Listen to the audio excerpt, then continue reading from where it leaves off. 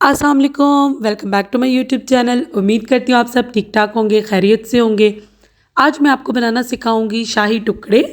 इन शाही टुकड़ों को आप आसानी से बना सकते हैं, घर वालों को खिला सकते हैं, मेहमानों को खिला सकते हैं और मीठे के ज़रिए प्यार मोहब्बत बांट सकते हैं।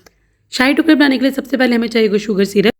उसके लिए हम एक सॉस पैन में शामिल कर देंगे 1 कप पानी और 1 कप चीनी। जितनी पानी की हमें क्वांटिटी लेनी है उतनी ही हमने चीनी की क्वांटिटी ले लेनी है। चीनी को पानी में मेल्ट कर लेना है। जब चीनी पानी में मेल्ट होना स्टार्ट हो जाए फिर आपने इसमें 2 हरी इलायचियाँ खोलकर डाल देनी है।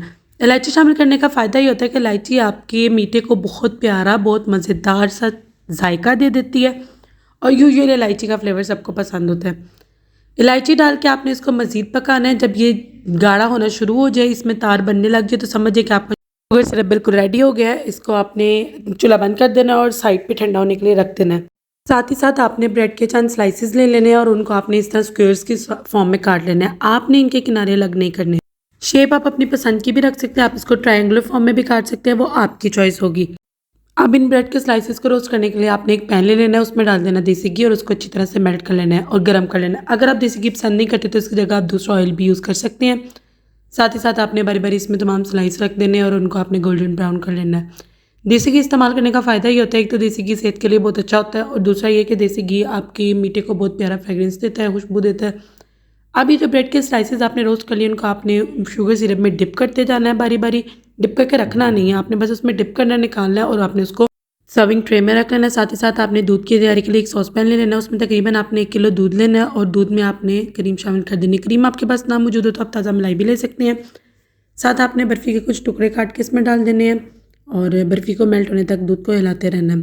जैसे ही बर्फ़ी मेल्ट हो जाए, आपने इसको दरमियानी आंच पर चम्मच हिलाते हुए तकरीबन 5 मिनट के लिए पकाना है। 5 मिनट तक पकाने से दूध हमारा मज़ीद गाढ़ा हो जाएगा। दूध को गाढ़ा करने के बाद हमने इसमें थोड़ा-सा मीठा शामिल करना है और जो लोग मीठा तेज़ खाते हैं वो चीनी का ज़्यादा इस्तेमाल कर सकते हैं। मेरा जो शुगर सिरप बचा था मैंने वही 4 चम्मच तकरीबन इसमें डाल लिया। अगर आप मीठा तेज़ पसंद करते हैं तो आप इसके अलावा भी इसमें चीनी शामिल कर सकते हैं।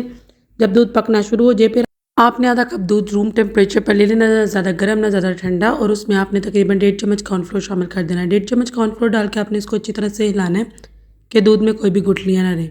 जब आपका कॉर्नफ्लोर दूध में अच्छे से मिक्स हो जाए फिर आपने इस कॉर्नफ्लोर को पकते हुए दूध में शामिल कर देना और साथ ही साथ आपने चम्मच हिलाते रहना। अगर आप चम्मच नहीं हिलाएंगे तो दूध में गुठलियाँ बन जाएंगी।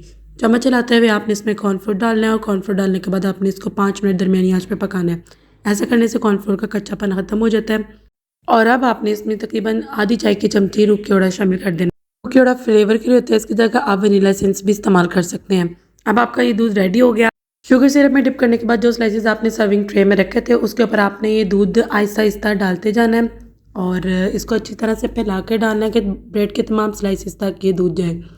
तैयारशुदा दूध की क्वांटिटी को आपने हरगिज़ ज़्यादा नहीं समझना, क्योंकि जब आप इसको डाल देंगे इसमें आपको ये लगेगा कि शायद दूध की मिकदार ज़्यादा होगी है, लेकिन याद रहे कि स्लाइसेस हमेशा लिक्विड को अपने अंदर एब्जॉर्ब कर लेते हैं और इसमें क्वांटिटी आप जितनी भी डालेंगे ओके है।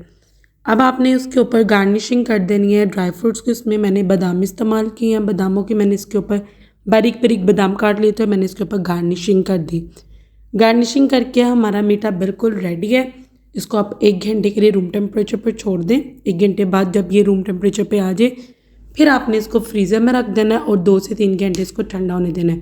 2 से 3 घंटे के बाद आपका मीठा बिल्कुल तैयार है सर्व करने के लिए। इसको खाएं और इसको एंजॉय करें और इसको ट्राई करने के बाद अपना फीडबैक जो है कमेंट सेक्शन में लाजमी दीजिएगा। अपनी दुआओं में मुझे याद रखिएगा और आपके प्यार का बहुत शुक्रिया। अगली वीडियो तक अल्लाह हाफ़िज़।